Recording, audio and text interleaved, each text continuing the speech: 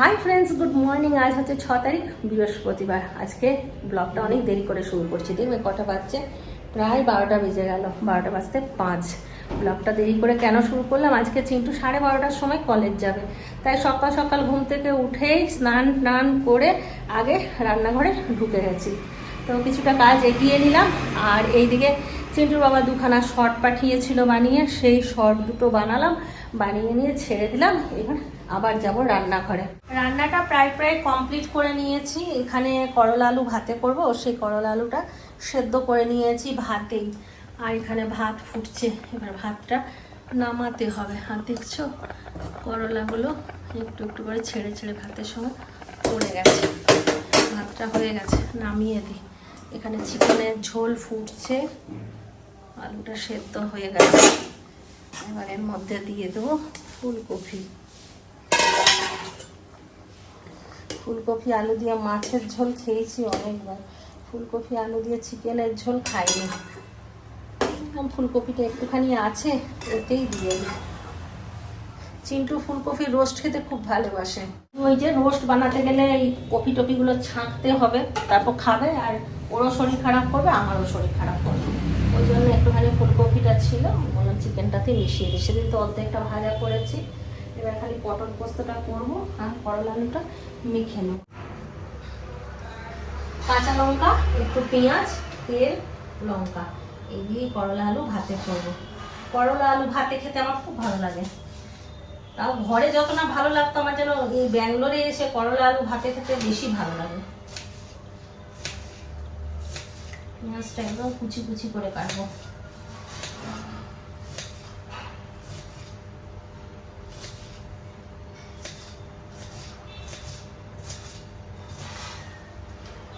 লঙ্কাটা আমি না ছুরিতে বা বটিতে কাটতে পারি না, কাঁচিতে করে কাটি।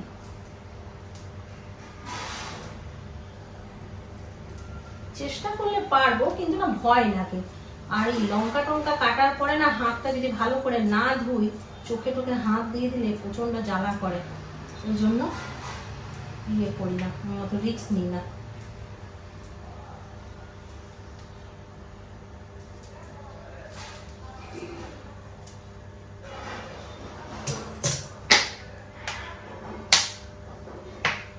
সর্ষের তেল, সর্ষের তেলটা একটু বেশি দিলাম, কারণ সব একটুখানি ভাতে না সর্ষের তেলের গন্ধটা ভালো লাগে।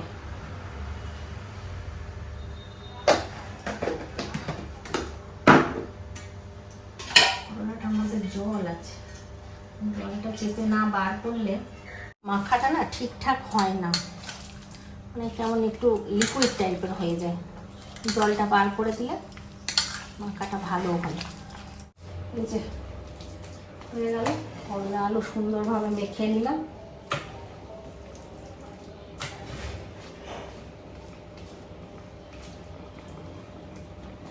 দুটো রান্না কমপ্লিট, ভাত হয়ে গেল। শুধু পটল পোস্তটা করলেই আমি চিন্টুকে খাবার দেবো।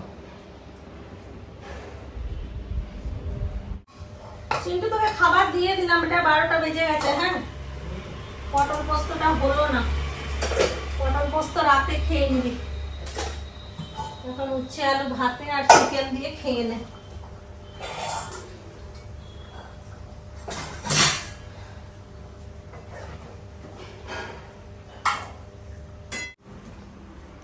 আর চলে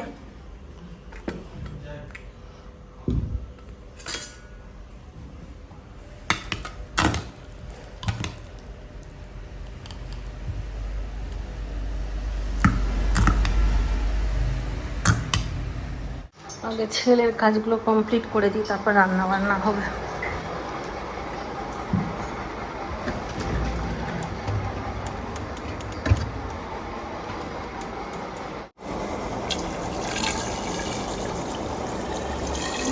আয়রন করব।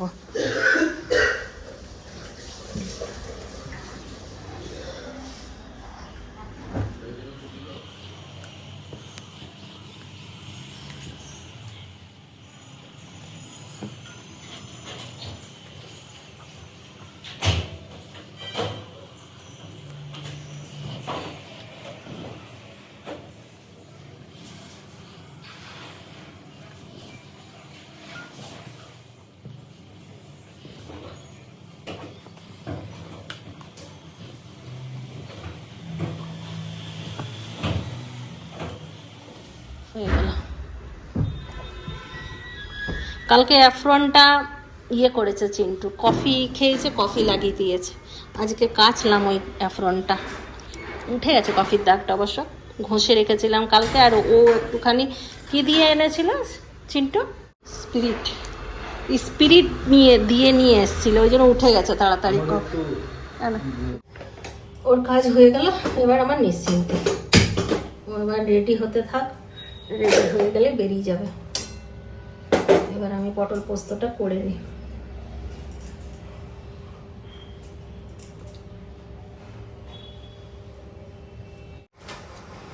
এই পটল পোস্ত, পটলের দোরমা, একটু পটলগুলো বড় বড় হবে, খেতে ভালো লাগে। এত ছোট ছোট পটলগুলো। আর আমার পটলের বীজ খেতে খুব ভালো লাগে। অনেকের পটলের বীজ ভালো লাগে, কিন্তু আমার আবার পটলের বীজটা খেতেই লাগে।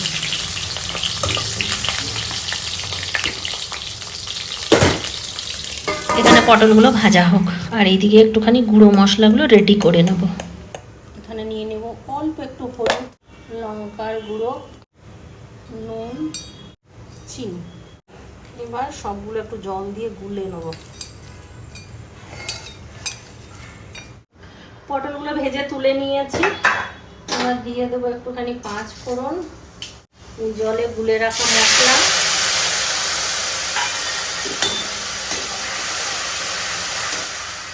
মশলাটা হালকা করে ভেজে নিয়েছি। এবার দিয়ে দেবো জল।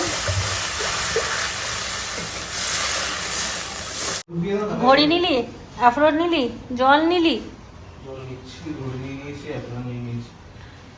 দেবো ঢুকিয়ে দেবো জলটা।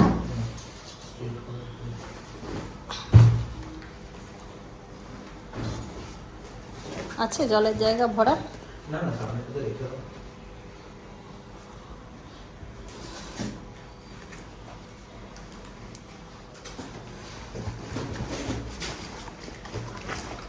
তাও একটু লেট হয়ে গেল।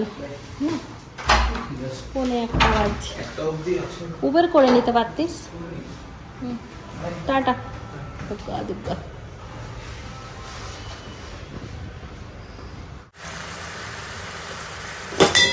হয়ে গেছে, পটলটা সেদ্ধ হয়ে গেছে। এবার পোস্তটা মিলিয়ে দেবো।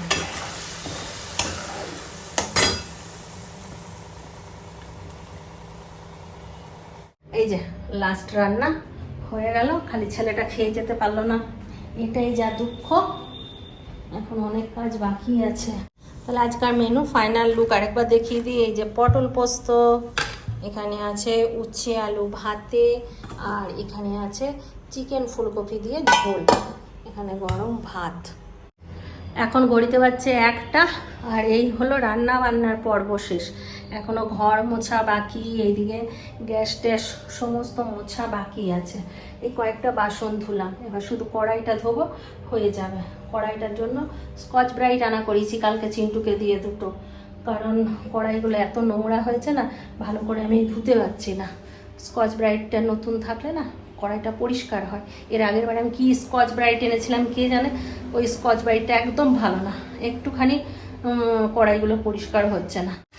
নতুন স্কচ ব্রাইটটা একটুখানি ঘষে দিলাম এবং কড়াইটা চকচকে হয়ে গেল। ওই কড়াইটাও ভালো করে মাজতে হবে। আর একটা কড়াই আছে, কড়াইটা ধুচ্ছি আর চিন্তা করছি যে আজ কড়াইটা কত দিন ধরে নোংরা আছে, হলুদের দাগগুলো যাচ্ছেই না ভালো করে। নিয়ে ওটাই ভাবছি যে নিজে কাজ করি তো, ওই জন্য কড়াইটা নিয়ে কোনো প্রবলেম নেই, কিন্তু যখন ঘরে মাধবী লক্ষ্মীদি ওরা ধোয়, তখন কড়াই একটু হলুদ লেগে থাকলে, লক্ষ্মীদি কড়াই ভালো করে ধুয়োনি, মাধবী কড়াই ভালো করে ধো, ওদের পিছনে লাগে। মানুষ কেমন যেন, তাই না? নিজের দোষটা দেখে না, সব সময় পরের দোষটা আমরা দেখি। পর খারাপ, পর ভালো না, নিজে একদম সব সময় নিট অ্যান্ড ক্লিন। সেও মানুষ, আমিও মানুষ। সে যদি নিট অ্যান্ড ক্লিন না হয়, তা আমি কি করে নিট অ্যান্ড ক্লিন হবো বলো তো দেখি? সবার মধ্যে কিছু না কিছু দোষ থাকে, যেটা মেনে নিতে হয়। আমি সব জানতা আর বাকি সব ভন্দু, এটা চিন্তা করলে হয় না। বেজে গেল 2টো, ঘরদোর সব মোছামুছি কমপ্লিট হয়ে গেল। এইদিকে রান্নাঘরও পরিষ্কার হয়ে গেছে। এই ঘরটা তো একদম যেমনকার তেমনই আছে। ঘরটার মুছে আমি এখানে বসেছিলাম বাইরেটাতে। এবার খেতে বসবো, চলো খাবারটা নিয়ে নিই।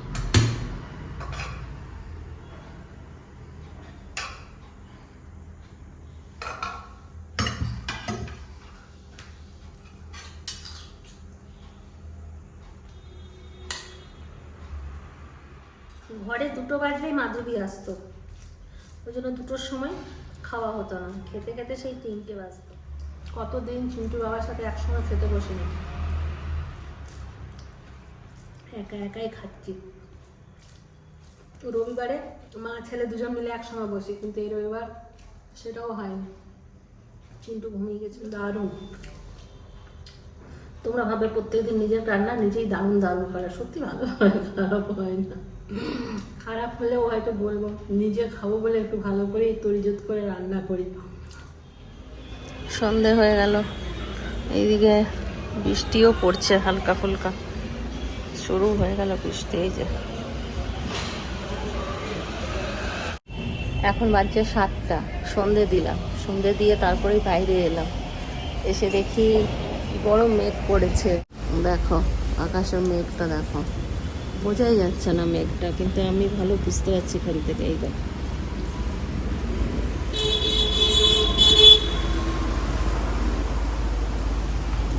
বলতে বলতে বৃষ্টিও নেমে গেল,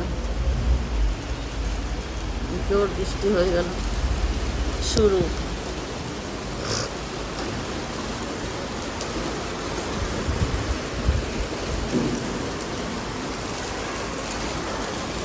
আর দাঁড়ানো যাবে না, এবার দাঁড়াতে গেলে পুরো ভিজে যাবো, ঝিটটা আসবে জলের।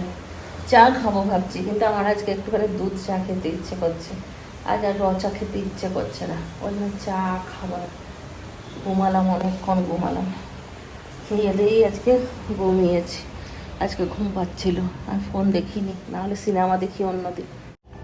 তাহলে চলো, বাইরে হচ্ছে বৃষ্টি, চা খাওয়া উচিত ছিল, চা আর খেলাম না, যখন গল্পই শুরু করি তোমাদের সঙ্গে। সেদিনকে গল্পটা অর্ধেকটা বলেছি, আজকে দায়িত্ব আছে, গল্পটা আমাকে কন্টিনিউ করতে হবে, তাই না? তো সেই দিনকে আমি গল্পের মধ্যে একটা জিনিস বলতে ভুলে গেছি, বাবার পড়াশোনাটা। বাবা আমার মাধ্যমিক পর্যন্ত পড়াশোনা করেছে, সেদিনকে বলাই হয়নি, স্কুল কিছুই বলা হয়নি। আর মা পড়াশোনা করেনি, কারণ মায়ের খুব ছোটতে বিয়ে হয়ে গেছিলো, আর 2 নম্বর তখনকার দিনে মেয়েদেরকে খুব একটা স্কুলেও পাঠানো হতো না, ওই জন্য মা পড়াশোনা জানতো না, মিথ্যে কথা বলে লাভ নেই, বাবা মাধ্যমিক পর্যন্ত পড়েছিল। তো যাই হোক, মেজো কাকিমা মা দুজনেরই বিরাগমন হয়, আর দুজন একসঙ্গে শ্বশুরবাড়ি আসে, দুজন একসঙ্গে সংসার শুরু করে, ভালোই দুজন এক পাড়ার মেয়ে, ভালোই জীবন কাটছে। কিন্তু তাদের জীবনে ওই একটাই কষ্ট, তাদের প্রচুর কাজ করা হতো আর খাবার দেওয়া হতো না। এইটা আমি বুঝতে পারি না, আগেকার দিনের মানুষের যে এটা মেন্টালিটিটা কি ছিল আমি বুঝি না। আমার শাশুড়ি মার কাছেও শুনেছি যে শ্বশুর বাড়িতে প্রচুর খাবার কষ্ট, মায়ের কাছেও শুনেছি শ্বশুর বাড়িতে প্রচুর খাবার কষ্ট। নিজের ছেলে মেয়েদেরকে খাবার কষ্ট দেয় না, কিন্তু বউদেরকে খাবার কষ্ট কেন দেয় আমি তো বুঝে পাই না। আমার পিসিরা তো ঠিক মতন খেয়েছে, আমার কাকারাও ঠিক মতন খেয়েছে, আমার বাবাও ঠিক মতন খেয়েছে, তাহলে ওই দুটো ছোট মেয়ে কি দোষ করেছিল? তাদেরকেও তো পেট ভর্তি খাবার দিতে পারতো। মা যখনই আমাদের বাড়িতে, যখন আমরা আলাদা হয়ে, যখন আমরা বড়, মা যখনই ভালো খাবার খেতে বসতো তখনই মায়ের চোখে জল, মা খালি বলতো যে এককালে এই খাবারের জন্য আমি যে কত কষ্ট করেছি, মানে বলে বোঝাতে পারবো না। সত্যিই খারাপ লাগে শুনে যে খাবার কষ্ট। ওই জন্য আমি না, মানে 2 হাত ভরে সবাইকে খাওয়াতে ভালোবাসি। আমার ওই কথাগুলো আমার ভেতরে এত কষ্ট দেয় না, যে আমার মনে হয় যে না, আমি অন্তত সবাইকে পেট ভরে খাওয়াবো। খাওয়ার কষ্টটা আমার খুব খারাপ লেগেছিল ছোটোর থেকে মাদের কাছে শুনতে। তা যাই হোক, ওই খাবার কষ্ট খেতে দিত না, তাও পাড়া প্রতিবেশী খুব ভালো ছিল, মাঝে মধ্যেই মারা যেত ওখানে, তো মাদেরকে বসিয়ে খাওয়াতো। তারপর কখনো কাকিমা, কখনো মা চাল ঘরের থেকে লুকিয়ে চুপিয়ে নিয়ে যেত, নিজের ঘরে তো রান্না করার অধিকার ছিল না যে নিজের জন্য রান্না করে খাবে, পাড়া প্রতিবেশীকে গিয়ে অল্প একটুখানি চাল দিত, বলতো একটুখানি ফেনা ভাত করে দিও কাকিমা, তো সেই কাকিমা আবার ফেনা ভাত করে দিত, নিয়ে মারা খেত, খেয়ে হয়তো ওই 1-8 দিন ওইভাবে চলে যেত, মানে পেটের জ্বালা মেটাতো। বাবা যে সাহায্য করবে তারও উপায় ছিল না। যদি বাবা কোনো রকম মাকে কিছু এনে দিচ্ছে, সেটা যদি কেউ দেখতো, এত বড় ফ্যামিলির মধ্যে কারো নজরে পড়ে যেত, সেই নিয়ে মা বলতো তুমুল অশান্তি হতো। সেই দিনও না তোর বাবার কপালে খাবার জুটতো, না আমার কপালে খাবার জুটতো। সেই জন্য তোর বাবা ভয়ে মানে কিছু করতেও পারতো না। তাও অনেক করেছে ওই মানুষটা। রাত্রেবেলায় কাজকর্ম করে যখন শুতে যেতাম, তখন কোনোদিন মিষ্টি লুকিয়ে রাখতো, হাতের মধ্যে মিষ্টি দিত, কখনো ডিম ঘরে এনে লুকিয়ে রাখতো। ওই রাত্রেবেলায় ঘরে দেখতে, তখনকার দিনে গ্রামে ভুর্সি রাখা থাকতো, ঘর গরম করার জন্য ওই মাটির একটা পাত্র থাকতো, তার মধ্যে আগুন জ্বেলে মানে দড়ির খাট থাকতো, ওই দড়ির খাটের তলায় রেখে দিত যাতে গরম পায়, কাঁথা ঢাকা নেওয়ার পরে ঠান্ডা যেমন না লাগে ওই জন্য। তো সেই ভুর্সিতে করে মা বলতো, ঘরে একটা প্লেট ছিল ছোট মতন স্টিলের, সেই প্লেটে করে তেল ছাড়া বলছে ডিমের অমলেট করে দিত। আর ওই তেল না দিলে কি হয়, পুরো লেগে যেত, তো ও তো ওই রকমই লেগে যেত, আর ওই রকমই তোর বাবা আমাকে খাওয়াতো। তো করার চেষ্টা করেছে। তবে যাক, একটা মেয়ে সব দুঃখ কষ্ট মেনে নিতে পারে যদি তার স্বামীর ভালোবাসা তার সাথে থাকে। আর আমার মাও সমস্ত দুঃখ কষ্ট মেনে নিয়েছিল, কারণ আমার বাবার ভালোবাসা আমার মায়ের সাথে ছিল।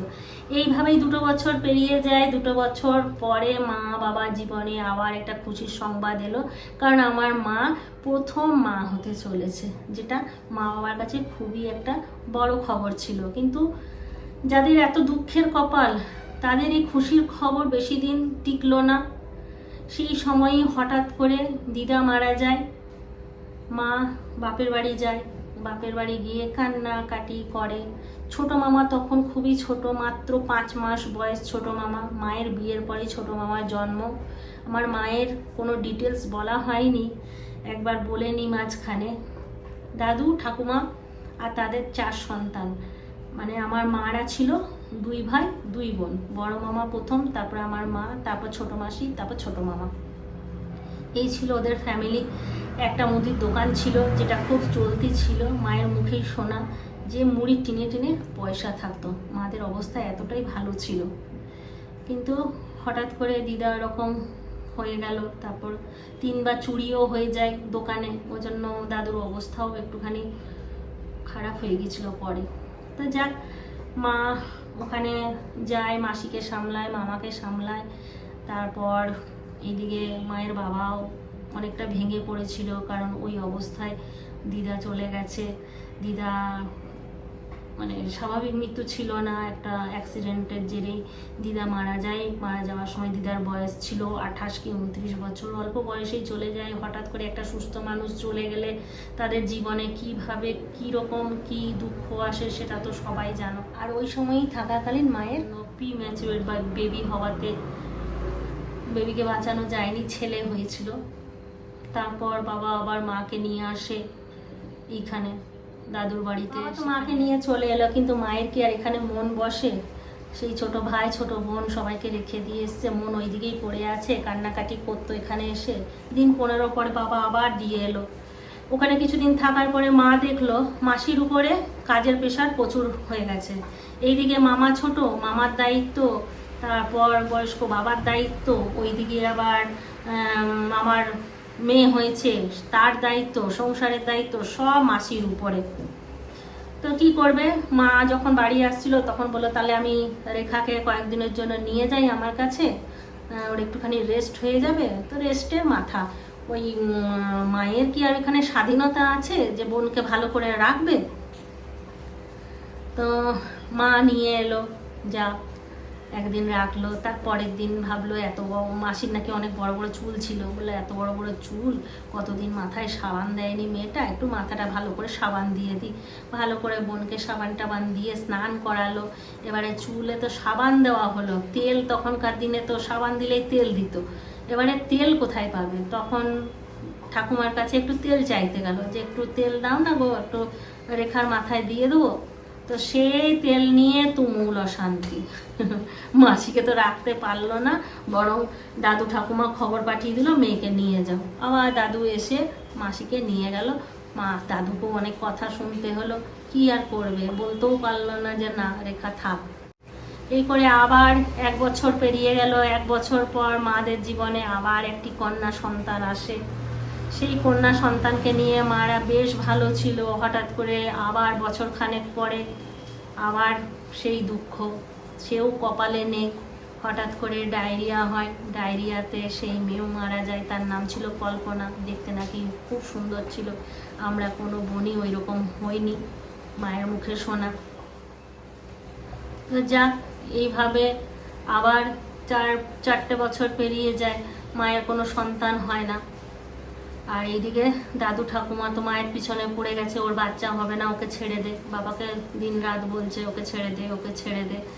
আর এইদিকে ওঝা গুণী সাধু বাবা বলছে কিছু বাদ দিত না, যাকে পারতো তাকেই টেনে নিয়ে এনে আমাকে দেখাতো যে বাচ্চা কাচ্চা হচ্ছে না, দেখো তো। মা বলছে পুরো জীবন জ্বালিয়ে দিয়েছিল, যে 5টা বছর আমার ছেলে পুলে হয়নি, যে আমি কীভাবে যে থেকেছি তার নেই কোনো ঠিক, এত মানে আমাকে জ্বালিয়েছে। তো যাক, 5 বছর পর আমার দাদা হয়, তার 3 বছর পর দিদি হয়, তার 2 বছর পর আমার আরেক দাদা হয়, দাদা উত্তম, দিদি রমা, আর তারপর আরেকটি দাদা হয় যার নাম ছিল গৌতম। তো এইভাবেই সংসার চলতে থাকে। তারপর হঠাৎ করে একদিন বাড়িতে অশান্তি হয়, আর সেই অশান্তির জেরেই বাবাকে ঘর ছাড়তে হয়। সেই অশান্তিটা হয়েছিল বাবা কেবলসে চাকরি করতো, 2টো-10টা ডিউটি ছিল, খেয়ে নিয়ে বাবাকে বেরোতে হবে। শুধু ভাত হয়েছে, তরকারি হয়নি। এবারে বাবা কি খেয়ে যাবে, এবার ঠাকুমাকে না বলে মা একটু মুসুর ডাল ভিজতে দিয়ে দিয়েছিল, আর সেই মুসুর ডালের বড়া করে বাবাকে খাইয়ে দিয়েছিল। সেটা কি একজন দেখে নিয়েছিল, আর সেটা দাদু ঠাকুমাকে বলে দিয়েছিল। না বলে কেন নিয়েছে, সেই জন্যেই তুমুল অশান্তি। আর তুমুল অশান্তি হওয়ার পরে বাবা আর সহ্য করতে পারে না, কারণ অনেক দিন ধরেই সহ্য করছিল, কিন্তু যা কোনো রকম বড় ছেলে ঘর ছেড়ে কী করে যাবে, সেই জন্য কোনো দিন কিছু বলেনি। লাস্টে আর পারেনি, নিয়ে মাকে নিয়ে 3 সন্তানকে নিয়ে বাবা ঘর থেকে বেরিয়ে গিয়েছিল। তো চলো আজকে এই পর্যন্তই থাক, আবার বাকি গল্পটা পরের দিন শোনাবো। আমার আজকে একটা ব্যাগ এসছে অ্যামাজন থেকে। আমি সোয়েবের ব্যাগটা চালাচ্ছিলাম অনেকদিন ধরে। এই এটা হচ্ছে ফার জেডেনের ব্যাগ। দেখি কোনটা কীরকম ব্যাগ, কী কী ফিচার আছে ব্যাগের মধ্যে। এই দেখো, বেশ ভালোই প্রিমিয়াম টাইপের। এই তো পাওয়ার ব্যাংক আছে এখানে একখানা। পাওয়ার ব্যাংক কি করে থাকবে, এটা কি ইলেকট্রিক চার্জ দেবে? চার্জ হবে। ভেতরে এই যে প্লাগ আছে, ব্যাটারি। এখানে পাওয়ার ব্যাংক অ্যাকচুয়ালি রাখতে হবে।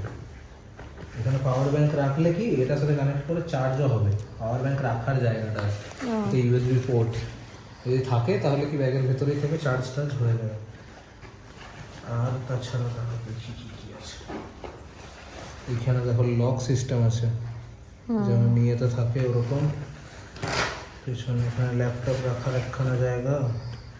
ঠিকই আছে, আমি যেরকম ছোটোখাটো ব্যাগ, বেশি বড় নয়, আমার এরকম ব্যাগ পছন্দ।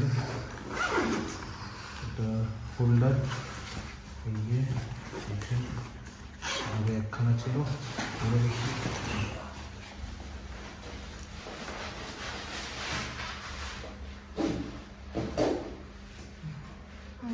ঠিক আছে, বেশি বড় নয়, ছোটো ব্যাগ, কলেজে নিয়ে যাওয়ার জন্য। কিন্তু ব্যাগটা কেমন হয়েছে বলবে। এখন বাজছে 11টা 15। এত বৃষ্টি হচ্ছিল, চিন্টু আটকে গিয়েছিল, বৃষ্টিতে আসতে পারছিল না, দেরি করেই এলো। খেতে বসলাম, ব্লগটা শেষ করে নিই। তাহলে চলো, সবাই ভালো থাকো, সুস্থ থাকো, ব্লগ দেখতে থাকো। টাটা, বাবা, গুড নাইট, খতম।